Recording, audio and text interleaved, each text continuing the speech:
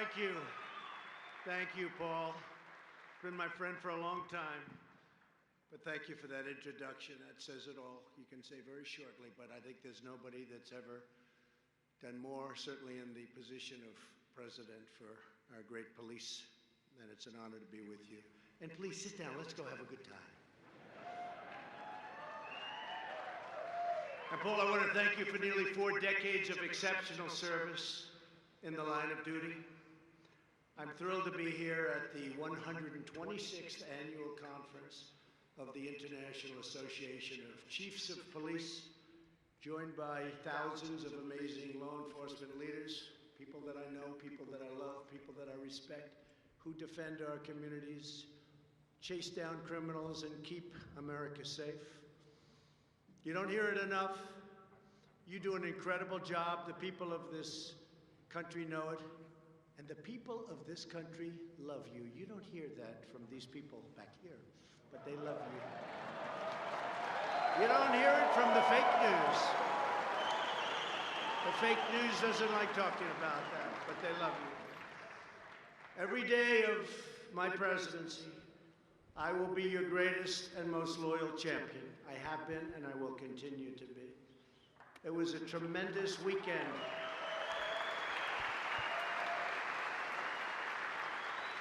As you very well know, it was a tremendous weekend for our country. We killed ISIS leader al-Baghdadi. They've been looking for him for a long time. They've been looking for him for many years. He was a sick and depraved man, and now he's dead.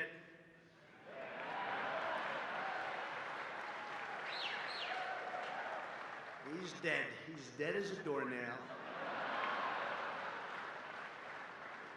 And he didn't die bravely either, I will tell you that. He should have been killed years ago. Another president should have gotten him.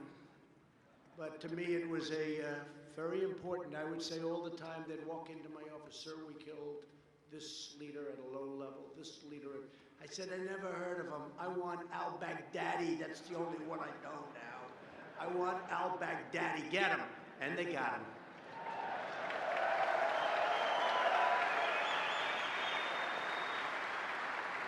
But he was big time. He built the ISIS caliphate. You hear about ISIS, that was him. There was once the physical size of the state of Ohio and had 7 million people, and it was growing big, big, big. And they had a problem. It started about 2.5 years ago.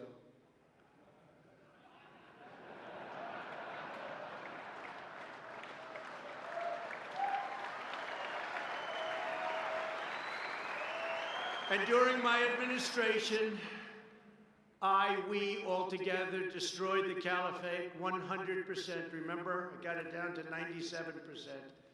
And I said, all right, let's go home. And then those people started saying 100%. You know, before me, they didn't care. But now they say, what about 100%? And we met some great generals. I learned a lot about generals. I met some good ones, and I saw some bad ones. Some that didn't have what it takes, and others that had more than anyone would have thought. And it was supposed to take a year, maybe even 2 years. And I said to one of them, how long will it take? Think we can do it in 1 week, sir? He was a little more like you. But we have now tens of thousands of ISIS prisoners under tight supervision.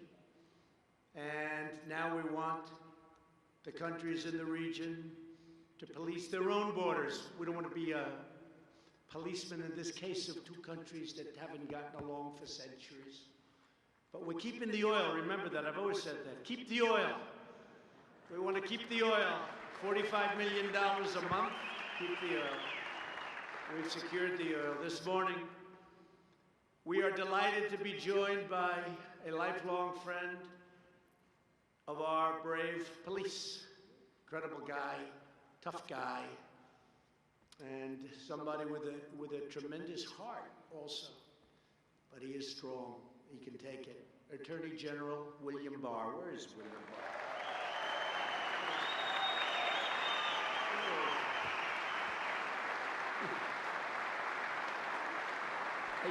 They're giving him a side angle of this. Good. Thank you, Bill. Doing a great job. We're also glad to have with us Representatives Rodney Davis, Mike Box, and Darren LaHood. These are warriors. Where are they? Where are they? The three of them. They're warriors for us, for all of us. They're warriors. Thank you. They've done an incredible job. Thanks as well to the entire IACP board, and congratulations to your new incoming president, Chief Stephen Cass-Stevens. That's a nice name, I like it. Where is he? Where's that name? Where is he? He should be sitting right up front here someplace. I mean, okay, I'm going over here. Stand up, Stephen. Okay, Stephen, there you go. I went all the way around the room to find you.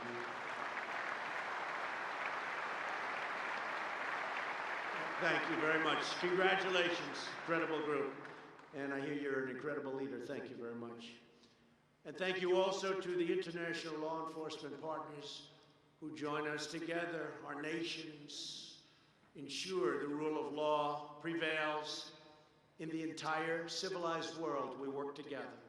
I also want to extend our immense appreciation to all of the law enforcement family members in the room. Please stand. The family members really make you folks work. I know how it all is. They're so proud of you. Family members, please stand. I know how that works. I know how that works. Without those family members, you wouldn't be doing so good. I know that. But there is one person that's not here today. We're in Chicago. I said, where is he? I want to talk to him. In fact, more than anyone else, this person should be here because maybe he could learn something.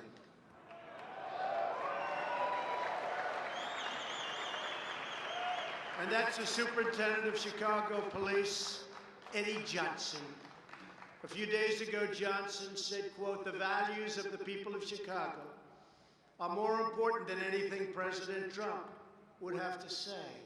I don't think so, because that's a very insulting statement after all I've done for the police, and I've done more than any other president's ever done for the police.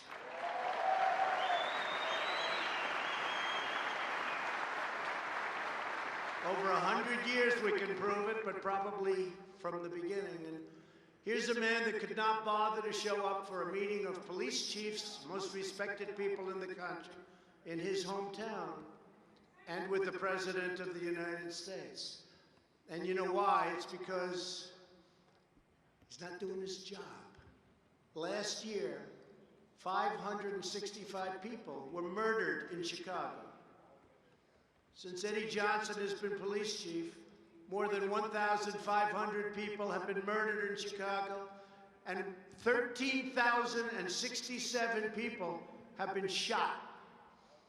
During the first weekend of August 2019, 7 people were murdered and 52 were wounded in 32 shootings in Chicago. And recently they had 78 shootings over a weekend spree and 3 people killed. And Chicago has the toughest gun laws in the United States. That doesn't seem to be working too well, does it? And a lot of you people know exactly what I mean. But under Johnson's leadership, they certainly don't protect people. Then you have the case of this wise guy, Jesse Smollett, who beat up himself.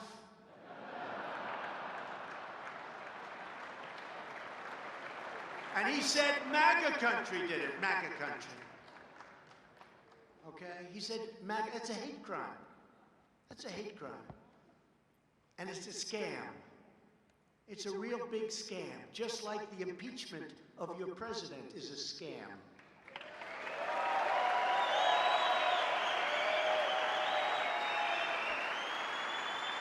And then you look what's going on. Smollett is still trying to get away with it. better off if he paid his $100,000 bill. Chicago is, unfortunately, the worst sanctuary city in America. Chicago protects criminals at a level few could even imagine.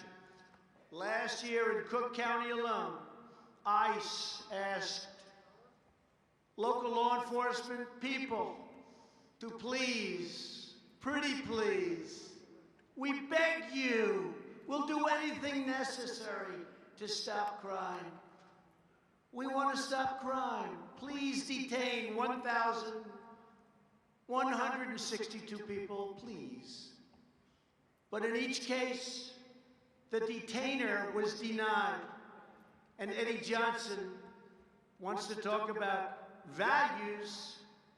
No. People like Johnson put criminals and illegal aliens before the citizens of Chicago. And those are his values. And frankly, those values to me are a disgrace. I will never put the needs of illegal criminals before I put the needs of law-abiding citizens. It's very simple to me.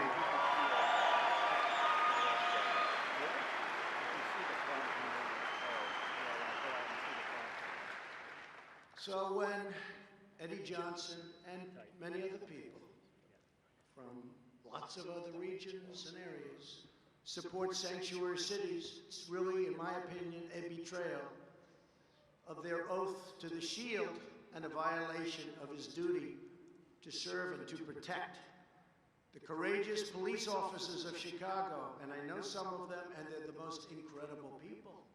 They could solve this problem quickly.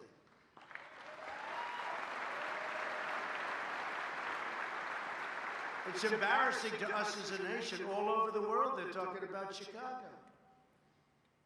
Afghanistan is a safe place by comparison. It's true. Police officers of Chicago are entitled to a police superintendent who has their backs and knows what he's doing. You're entitled to a police superintendent who sides with you, with the people of Chicago. The people want this. And with the families of Chicago, not the criminals and the gang members that are here illegally, and not the stupid politicians that have no idea what the hell they're doing.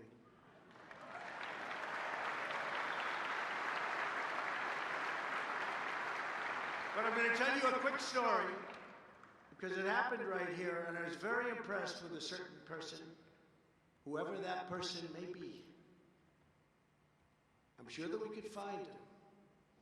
But about 3 years ago, I was leaving Chicago, and I was accompanied by a massive motorcycle brigade of policemen. And to do that, they have to volunteer, because I guess most places say you have to volunteer. Well, I had a lot of volunteers, I'll tell you, hundreds and hundreds of them. Other candidates have none. It's almost like a free poll. And hundreds of them. Chicago is in the news a lot, just like it is now, because of all of the killings going on and all of the shooting and all of the horrible things happening. When I arrived at the airplane, the police officers asked whether or not it would be possible to have some pictures. And before I won the election, I could do that. I would do that routinely. Now I think Secret Service has a little bit of a problem. It was up to me, I'd do it. But it was just before, might have even been president-elect. It wasn't long ago. The leader of the brigade was this really powerful, strong-looking guy. Big, booming voice. And he was definitely the boss. Do we know what that means? He was the boss. Put your cycles over here. Come on, let's go. He's going to take a picture. Come on, let's go. Hurry up. Come on. And yet they all loved him.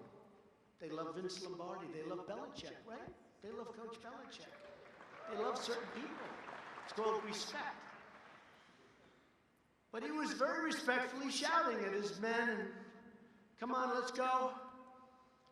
And they were doing exactly as he said. He was the guy. Just as I'm boarding the plane, I asked this man, I had a lot of respect for him myself because I saw the way he was. He wasn't doing anything wrong. He was just the boss, who was a respected person. I said, excuse me, come here. What the hell is happening in Chicago? He said, it's very sad, sir, very, very sad. I hate to see what's going on. I love this city so much. I hate it. I asked him, what do you think the problem is? And he said, there's no leadership from the mayor, and there's none at the top of the police department. They're afraid to do anything. He said, we have great police, sir, the best in the country. And you all feel that about your own police, but he said that. He said, but we don't have the leadership at the top. It's so sad. I said, you're a tough guy. How long do you think it would take you to fix this killing problem in Chicago? He looked at me and said, one day, sir, these cops are great. They know all the bad guys, sir. They know exactly what to do. We could straighten it out so quickly that your head would spin. I left very impressed, whether it was one day, 1 week, or 1 month. There was no doubt he could have done it. And I actually told the story numerous times, and I actually sent his name in to somebody involved with Chicago. And that's the last time I ever heard of that man. He's probably got a good job someplace outside of a police force. I'm sorry to do that to you, but he's happy. He's happy. So he doesn't have to put up with the nonsense that you have to put up with. But I thought, there's a guy who could be your police superintendent and do a hell of a job. He'd straighten things out. So that was years ago, and I was just thinking about it. I just thought about it on the trip over. I said, you know, I'm going to Chicago, and I want to tell the story because it was, to me, a great story. Because you could fix this up so fast. Good leadership would be pretty easy to find. You have a lot of people right now in the department. You know, I love when they go to other parts of the country and hire people, and they don't know the name of the most basic street. They go all over the country. They hire somebody. Comes in, oh, good, where's our headquarters? What does that mean? Where is it located? You have incredible people in the police department, Chicago. I know some of them, I met some of them. But remember, 565 people were murdered last year. And it's a shame. And I want Eddie Johnson to change his values and change them fast.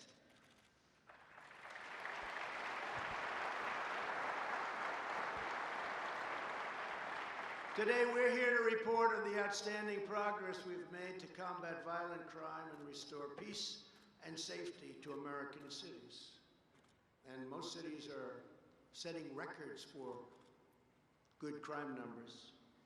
In the years before I took office, outrageous slanders on our police went unanswered and unchallenged from your leaders in Washington. You know that very well. Radical activists freely trafficked in vile and anti-police hostility, and criminals grew only more emboldened as a result. In the 2 years before my election, violent crime increased 8%. Murders were up by more than 20% and going a lot higher nationwide. The steepest 2-year consecutive increase in over 50 years. But with your help, all of that is changing and changing very rapidly. Under this administration, we're once again standing up for law enforcement. We're condemning anti-police bias in all forms. And we're giving you the support, resources, and the respect, and we have tremendous respect for you, the respect that you deserve.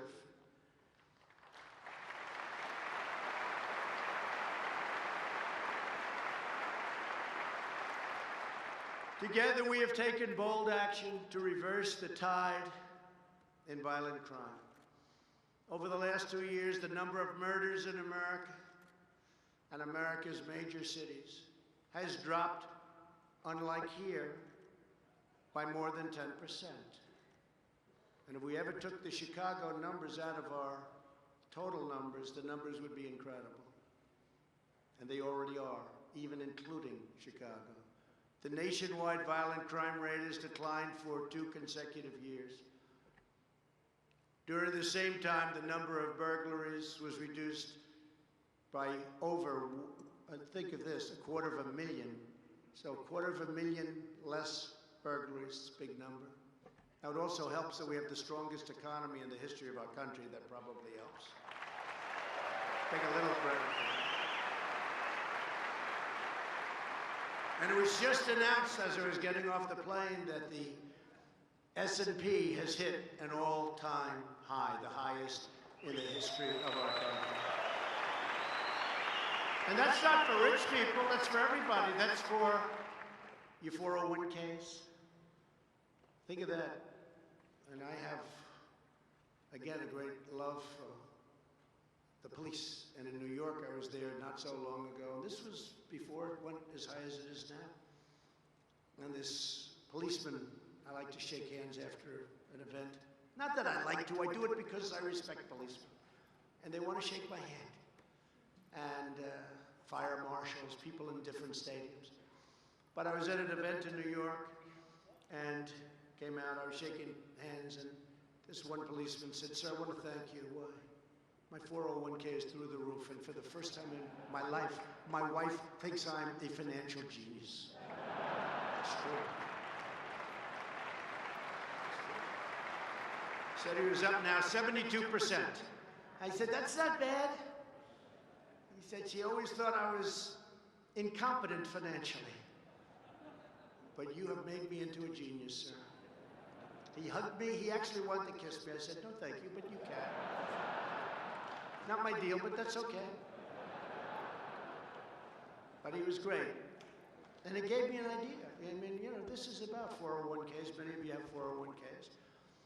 Does anybody in this room have a 401k that's down? Raise your hand, please. Oh. Does anybody have a 401k that's up? Everybody. I don't know what you would have had to do to get one that's down. You would have had to really be very bad. But no, they're up 70%, 80%. Last year, my administration charged the largest number of firearm defendants ever recorded in the history of our country. Bill Barr's doing a fantastic job. We have increased federal fire, that's right. Go ahead, let them hear it.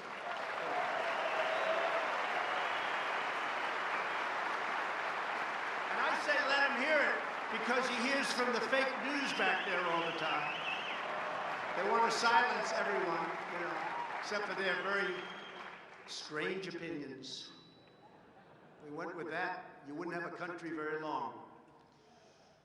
We've increased federal firearm prosecutions by 44% compared to the last 2 years of the previous administration. This is a record, a new record. 2 years ago, we relaunched and revitalized Project Safe Neighborhoods. Now, federal prosecutors are once again working closely with state and local law enforcement and all of the community leaders to marshal our resources, target crime in the most dangerous areas, and lock up violent offenders. In coming weeks, Attorney General Barr will announce a new crackdown on violent crime, which I think is so important, targeting gangs and drug traffickers in high-crime cities and dangerous rural areas. Let's call it the surge. We can come up with lots of names, but we're going to be doing something that's very dramatic, headed up by our great Attorney General, and you're going to see tremendous results very quickly. The best way to reduce gun violence is to put criminals with firearms behind bars.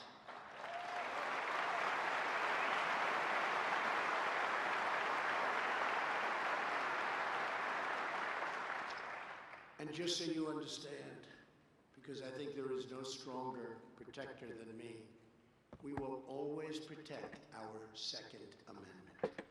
Always. My administration has also curtailed the harmful and intrusive use of federal consent decrees, which wrongly give meddlesome officials in Washington, D.C., immense authority to tie down local police departments and make it very difficult to do their work. No longer will federal bureaucrats micromanage your local police. And we will work with, upon request, local police to help them, not to hinder them. And we're waiting for a call from Chicago, because there's no place that we would rather help than Chicago. To reduce people going back to prisons and to help nonviolent inmates successfully rejoin society. Last year, we passed historic bipartisan criminal justice reform. It's been very successful. They've been trying to get it passed for a long time. We had conservatives, super conservatives, very liberal people, Republicans, Democrats, we had a lot of people. And I'm especially grateful to the help of Chief Sell of the IACP, fantastic man, as well as Pat Yos and Jim Pasco of the Fraternal Order of Police in achieving this landmark breakthrough. As you know, in recent years, our country has seen a dangerous trend of criminals assaulting police. We don't like that. Last month, Chicago police officer Adam Wozni was serving an arrest warrant for a man suspected of shooting a woman when the suspect opened fire and shot Adam multiple times. He was very, very badly hurt. Adam's fellow officers chased down the gunman while Adam stemmed the bleeding from his wound, almost died. After a month in the hospital and multiple surgeries after that, Adam recently came home to his wife, Annie, and to his 2 young children, so badly hurt. We're profoundly grateful that Adam is with us today. Officer Wozni. Officer Wozni, we commend your tremendous bravery. Thank you.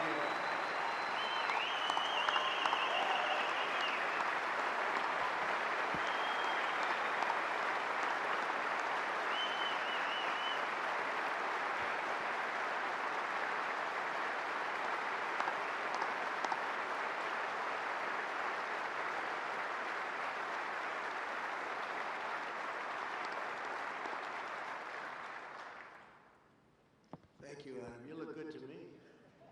Very handsome. I had a face like that, I would have been president 10 years earlier. You're looking good, Adam. But an attack on law enforcement is an attack on all Americans. It's true. Thank you, Adam. And we believe that criminals who murder our police should get the death penalty.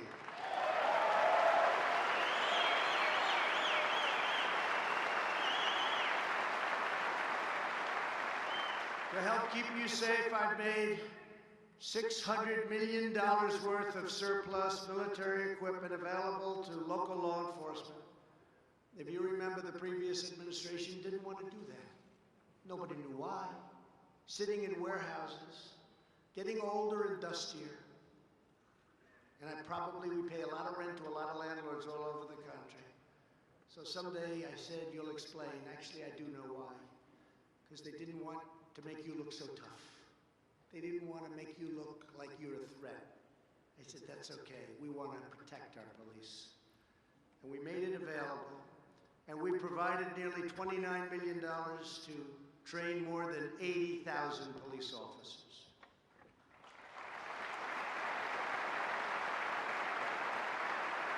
And my administration is also addressing the vile acts of mass violence. We've seen some incredible police officers doing some incredible work recently. A few weeks ago, Attorney General Barr sent a letter to all law enforcement agencies announcing that he will lead an effort across the government to use the most proven methods of fighting terrorism and violent crime to identify, assess, and engage potential mass shooters before those shooters strike.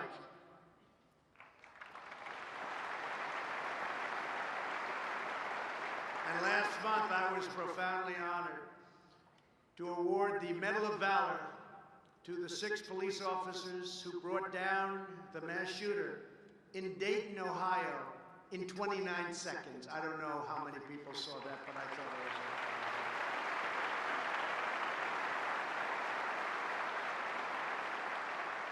And he did a lot of destruction, but it would have been the worst in history.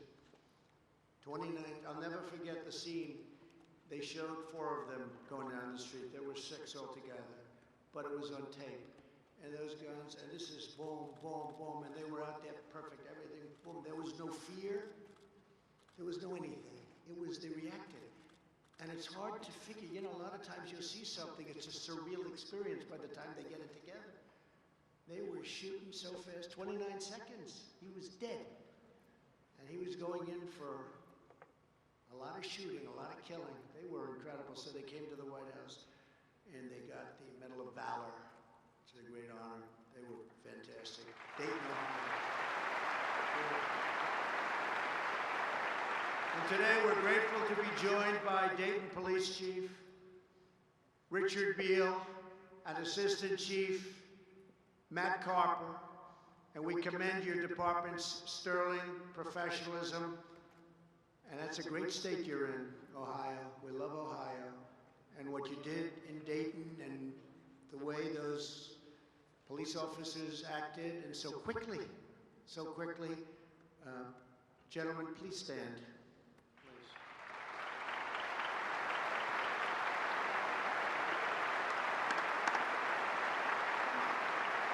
Come up here. Come up.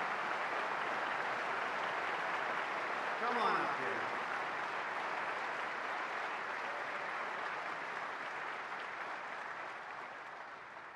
They look pretty good, too, I have to say. You guys were unbelievable, you people. Say a couple of words, please.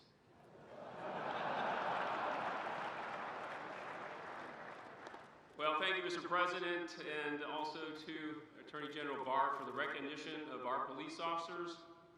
6 brave police officers that acted decisively, swiftly, ending a mass shooting in Dayton, Ohio on August the 4th.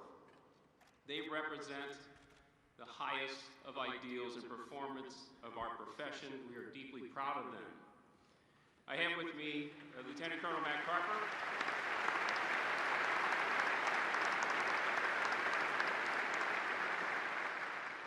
He was the acting police chief in my absence when I was in Washington, D.C. before I could return back to Dayton, Ohio. And he was the senior commander on the scene in those very early hours of August the 4th, helping to coordinate the response, the initial response of more than 100 police officers regionally to respond to that scene and perform the very vast duties that were required at that time.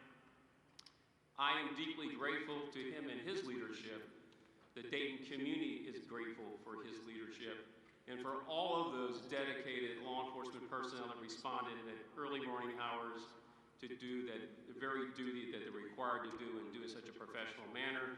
So my gratitude to Matt Carper for all his leadership.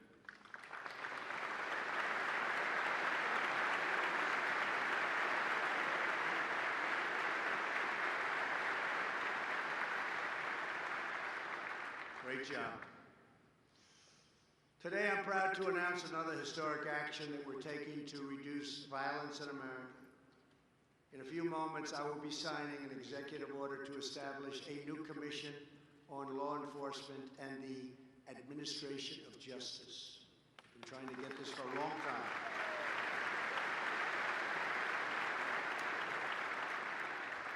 This commission will be tasked with providing concrete recommendations to address some of the systemic challenges that burden law enforcement, including homelessness and mental illness. This includes supporting the ability of law enforcement officers to ensure troubled individuals receive the mental care they need. The Commission will provide concrete recommendations, and it will study the best practices to recruit, retrain, hire, train, and provide for health, safety, and the well-being of law enforcement officers. We want to take care of our law enforcement officers.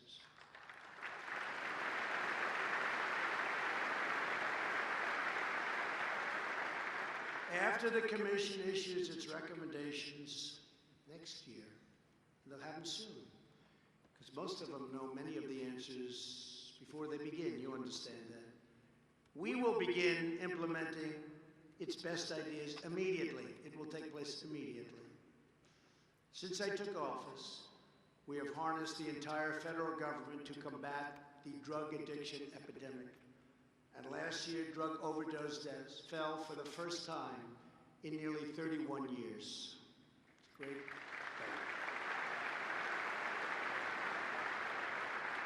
I want to thank Acting Drug Enforcement Administrator Uttam Dillon, who joins us today, and almost every person in this room for working together to end this horrible plague. This is a plague not only of this nation, this is all over the world. To stop the flow of deadly drugs into our communities, we're also taking dramatic action to secure our southern border. Illegal crossings are down 60% since May. And we are building the wall faster, bigger, better than ever even anticipated. It's going up now. And I want to thank our military. Our military has been great. The Army Corps of Engineers, all of the folks in the military have been fantastic, but that wall is going up at a rapid pace. And we'll have anywhere from 400 to 500 miles built by the end of next year. That'll have a tremendous impact. And as you know, the other side knows that, but I made one big mistake in the wall. I should have said, I do not want the wall, and they would have insisted that we build it. Big mistake. I should have said, I want no money to go to the wall, and they would have thrown money at it like you wouldn't believe. But our military came through, and it's going up great, and it's top of the line. Acting Commissioner of U.S. Customs and Border Protection, Mark Morgan, joins us today, and I want to thank Mark and all of the members of Border Patrol for the extraordinary work to defend our homeland and protect our nation. If Uttam is there and Mark, just come up here for a second. I want to show you. I don't want you to talk because I have to get out of here. First time ever. But you know what? Because it's you, I'll stay as long as you want me. Come on up. Come on.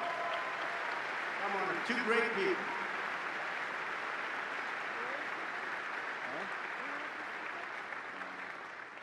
I think we should have them say a couple of words. Yes. Come on.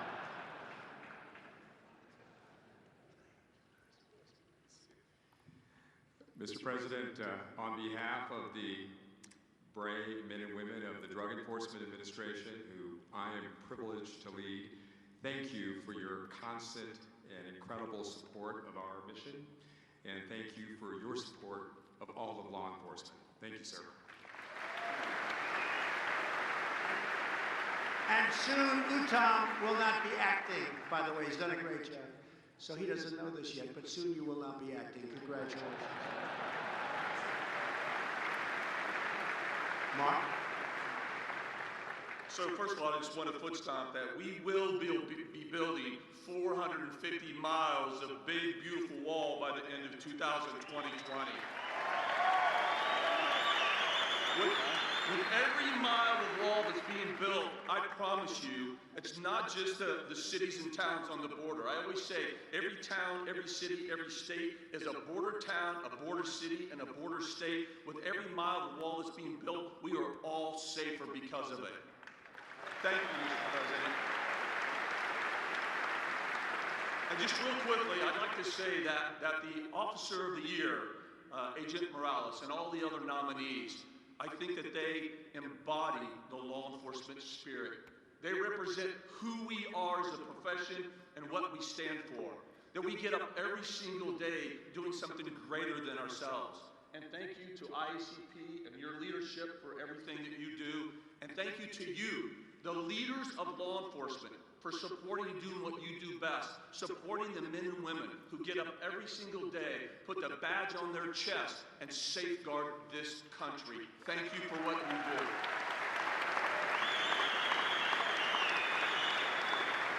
And Mr. President, thank you, Mr. President, for your support. I know this man personally, and when he says he loves us, it's sincere, it's heartfelt, and he means it. Thank you, Mr. President. Because of our president's support as a law enforcement profession, we are stronger for it. Thank you. Thank you both. Two great people. Thank you both. To all of the law enforcement partners across the Western Hemisphere, thank you for helping shut down the smugglers, traffickers, and coyotes. Who would have ever thought in this modern age, human traffickers, you think of it as an ancient crime. It's more prevalent today because of the internet. You understand that well, than ever before all over the world. As my administration works tirelessly to protect our borders, we face an onslaught from far-left activists who want to erase America's borders and nullify our federal laws. We can't let that happen. This includes activist judges who have issued nationwide injunctions prohibiting us from enforcing the immigration laws enacted even by Congress. Just as one example, federal law authorities expedited removal for illegal aliens apprehended within 2 years of entry. But a district judge, local area, issued a ruling saying the law could only be applied to illegal aliens caught within 14 days. That's a tiny fraction of the time frame allowed by the statute. And the number of people coming in is cut to a level that becomes almost insignificant. And we'll win as we go up. How long will that take? A year? 2 years? These nationwide injunctions undermine our entire immigration system and other systems. It's not the job of judges to impose their own political views. Their job is to apply the letter of the law as per our great Constitution.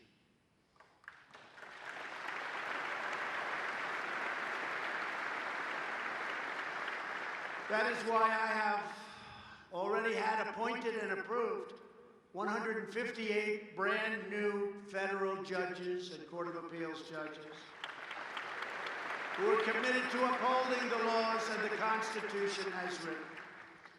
We should soon be up to 182. We're way over record territory. Nobody's seen anything like it.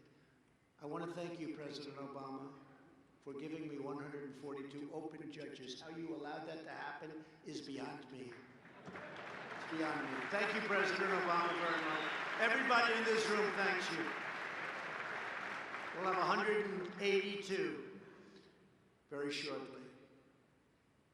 In cities such as Philadelphia, Boston, and here in Chicago, we have also seen a growing number of radical politicians and prosecutors who refuse to enforce the law. You've heard about that.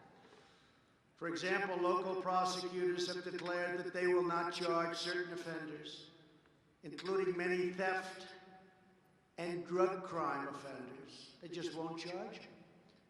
This is a fundamental violation of their sworn duty. The most dangerous and shameful attacks on the rule of law comes from and in the form of sanctuary cities.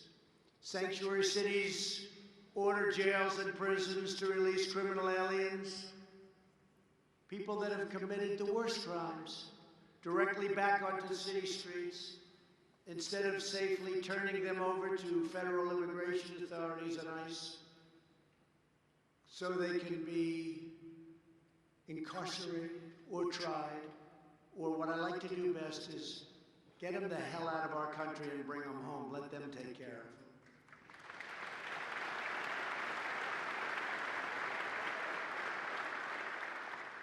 As you know, countries love sending their worst to us because they don't have to bother with them, they don't have to jail them. Let the United States do it. Well, we've been very tough on that, as you probably heard over the last couple of years. Thousands of removable criminal aliens are set free into U.S. communities every single year because of these policies, terrorizing the public and menacing the peace. Inconceivable that somebody would want it. And a lot of elections are being lost because of sanctuary cities, because people don't want it. We just won 2 in the great state of North Carolina. 2 House seats. And they were won by big margins. And I helped. I was very happy about that. The only problem is they don't want to write about it. If I lose, it's the greatest catastrophe in the history of our country. If I win, they pack up their cameras and they leave. They don't want to talk about it. Let's not talk about what happened in Louisiana with the governor's race. Let's not talk about the fact that we picked up 2 Senate seats in 18. We picked up 2. We went from 51 to 53. Nobody knows that. They don't talk about these things, but we talk about them.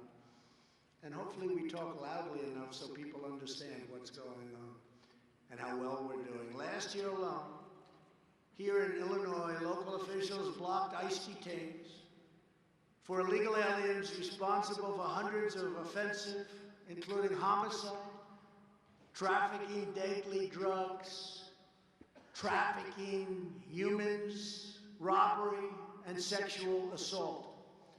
Just a few weeks ago, near Seattle, Washington, a county jail released an illegal alien, MS-13 gang member, the worst, who they previously refused to hand over to ICE. And by the way, ICE, they're heroes, they're patriots, they're tough, they're strong, they're brave. Who would do that job? Who would do that job? These are warriors, and they love our country, by the way. This man went on to murder a 16-year-old boy with a baseball bat who didn't do anything. He's a young child who was on his way to a beautiful future. He didn't do anything. He murdered him with a bat. Last year, on the day after Christmas, America grieved when California police officer Ron L. Singh was murdered by a criminal alien, a known gang member, a tough guy with 2 prior arrests for bad things, who was released due to sanctuary city laws. Not one more American life should be stolen from us because a politician puts criminal aliens before American citizens.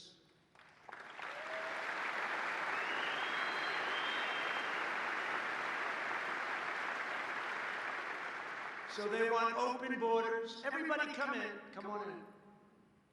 They want open borders and they want sanctuary cities. Forget politics. But you tell me that's good politics? I don't think so. I think you'll find that out. Here today is someone who can tell you more about the threat posed by sanctuary cities, a career ICE officer and the current ICE director, fantastic guy, Matt Albans. Matt, please come up.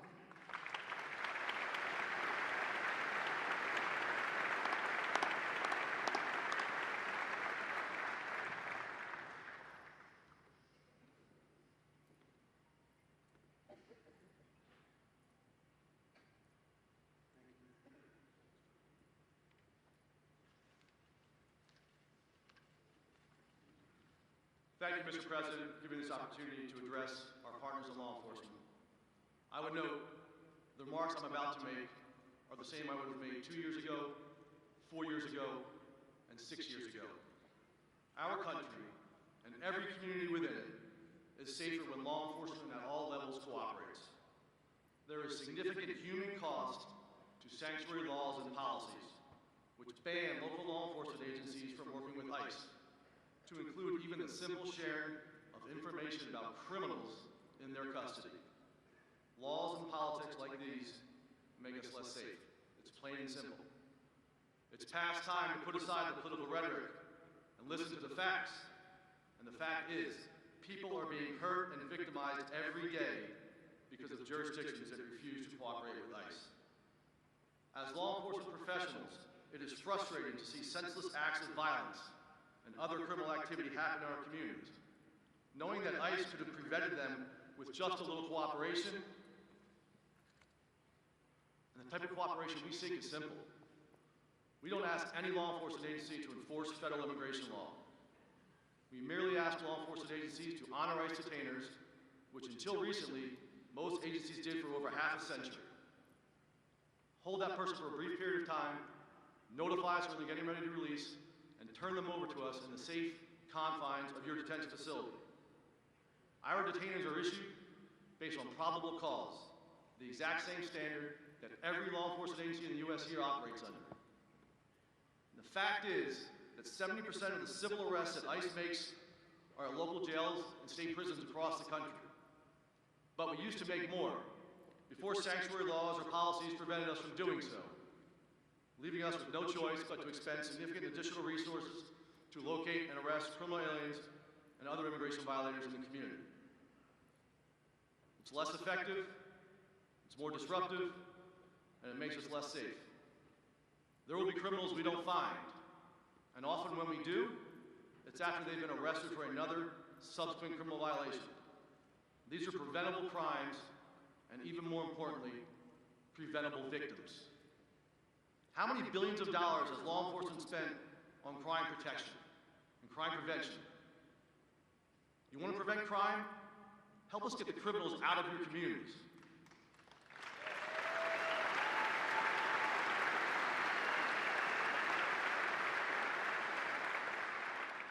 You want to stop gun violence? Get the criminals perpetrating that violence out of your communities. Last year, ICE arrested 11,000 people with weapons violations, and those are gone from the country now.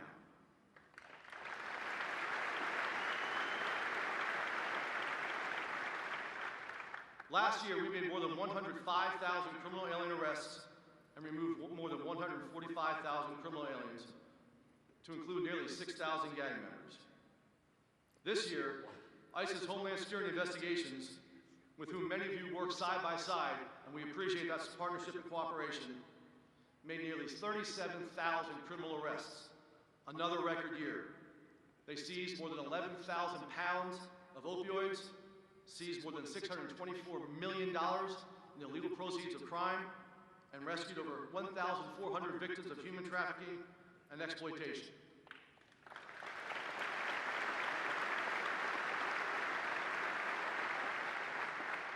We have many of HSI's special agents in charge and headquarters leadership here with us today, and I'm honored to have the privilege of representing them and the tremendous work that their special agents, their analysts, our attorneys, their task force officers, and support personnel do on behalf of this country. As a career law enforcement officer, I'm imploring all of the state and local officers in this room to work with us. Find a way to partner with us for the sake of our communities that we have all sworn to protect, and for the sake of our country. And for those that already do, thank you. You will have every ounce of support from ICE that we can provide. The truth of the matter, and one which every person in this room knows, every community and every cop is safer when law enforcement works together. Thank you. Thank you, Matt. Doing a great job. I mean, honestly, I didn't know he was going to make a speech when I invited him up, but that's okay. Hey, but it was a good speech, man. I didn't know. I said, wait a minute, that's 5 pages he's got there. Yeah, it's a good 5 pages. And thank you very much, Matt. You're doing a fantastic job. And we brought out thousands of MS-13 gang members, thousands. We take them out, and we focus on the bad ones. We focus on the worst of the people. And you have people coming in, and you have some really bad ones coming in, and we focus on them. But we've taken out thousands of MS-13 gang members. Our police put their lives on the front line for us every day, and you deserve the absolute support of your elected leaders. My administration will always protect those who protect us. Here with us today are 3 of those heroes who were nominated for the IACP Police Officer of the Year Award. Nick Grivna, Thomas Thompson, and Jonathan Morales. 3 great people.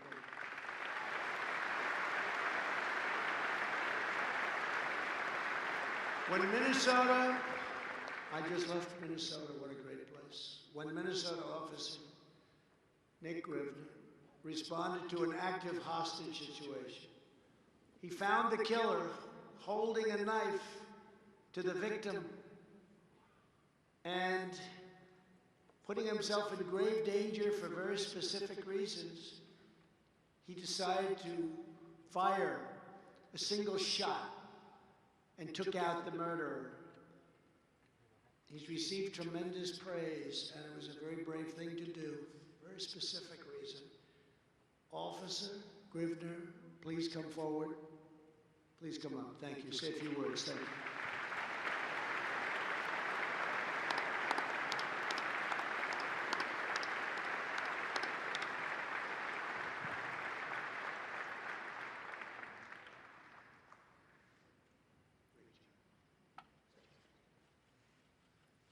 Thank you, Mr. President, and thank everyone here. I'm actually speechless. I really don't know what to say. This whole thing is just so surreal to me right now, standing up here before you. I want to thank the IACP for having me one of the 4 nominations, and then I definitely need to thank my chief, Nicole Madsen of the Virginia Police Department, for putting me in for this nomination, and for the support my entire department gave me. But the people I want to thank the most are the people of Virginia. My community rallied behind me days after the shooting happened.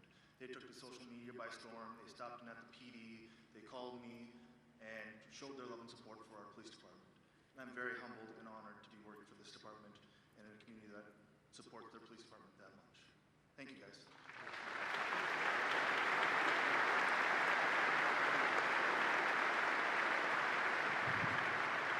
Thank you. Great job. Texas police officer Thomas Thompson responded to a report of a robbery. When he entered the building, a suspect began to fire violently, but Officer Thompson fired back, and they arrested the criminal who had quite a record, quite a bad record. Officer Thompson, thank you for your courage. Please come forward to the podium. Thank you.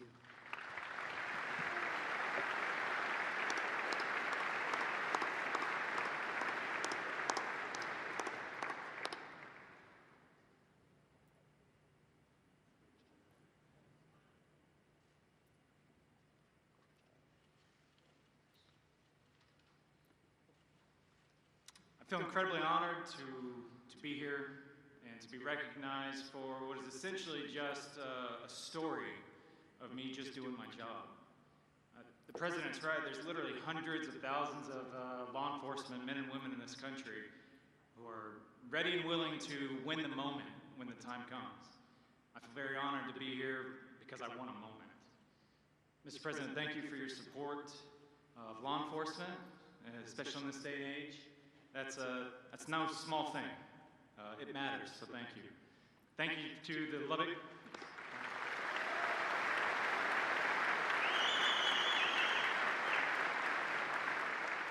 I want to say thank you to the City of Lubbock, to the Lubbock Police Department for supporting me through a very difficult time. Finally, and most personally for me, I want to say thank you to my wife.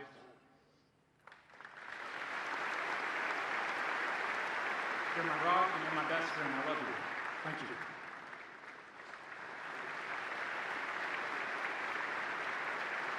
Thank you very much, Craig.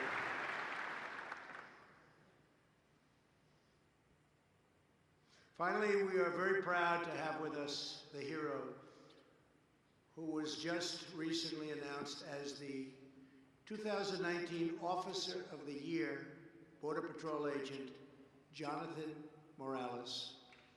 In May, I met Border Patrol Agent Jonathan Morales when he came to the White House for the National Day of Prayer. Just days before, Agent Morales was off duty attending a service for Passover when a gunman opened fire at a synagogue in Poway, California.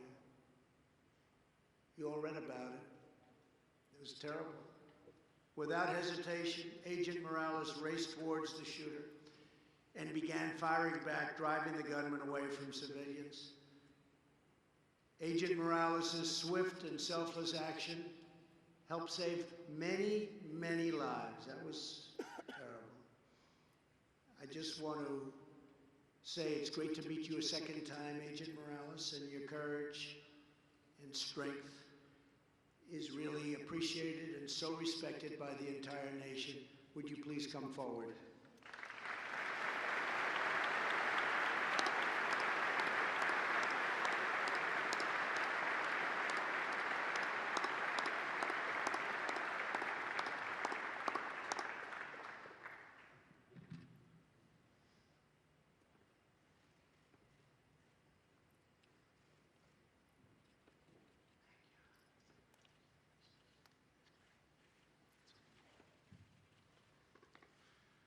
Good morning, everybody.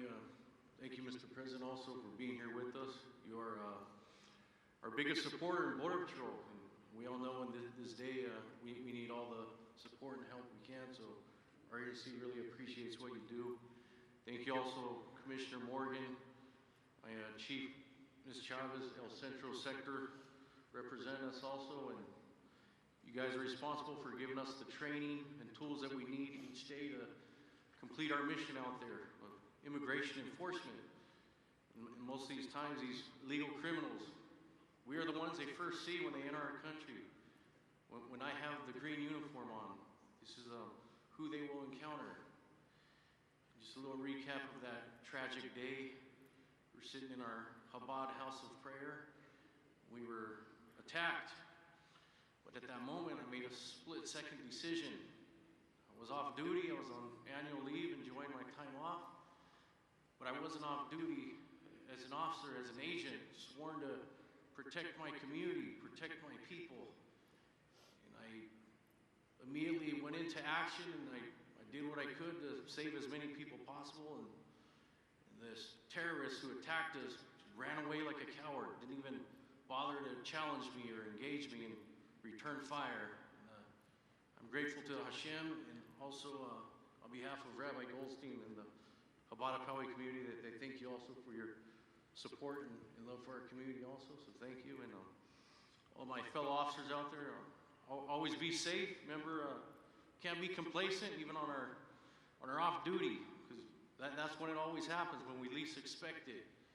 Like I said, always be safe out there, and we never are off duty. When we take the uniform off, our mindset, we're still prepared for worst case scenario.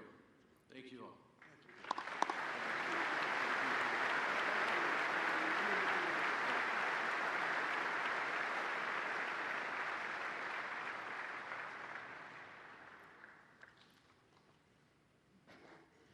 Thank you very much.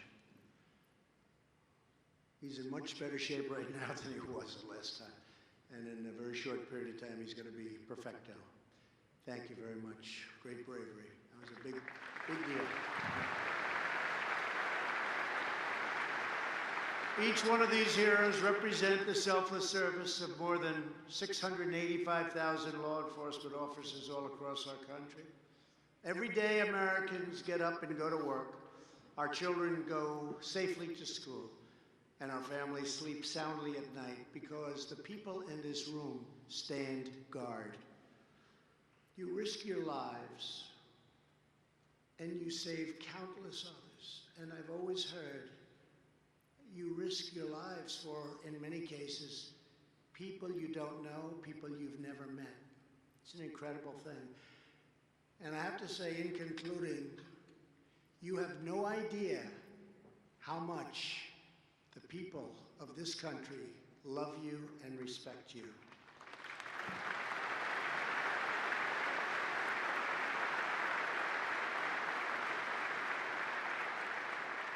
The sight of your badge strikes fear into the hearts of criminals and pride into the hearts of our citizens. When children hear the sirens of your patrol cars, they race to catch a glimpse because they know that you are the heroes of their streets. And in many cases, they know that's really what they want to do someday. That's what they want to be. That's what they want to do. They want to be a police officer. They see it. Out of love for our neighbors, care for our communities, and commitment to our country, we will shield peace-loving, law-abiding Americans from anyone and everyone who would do them harm. We will keep our streets secure our cities guarded, and our loved ones safe. We will fight violent crime, uphold the peace, enforce the law, and with God as our witness, we will proudly serve, protect, and defend the citizens of the United States.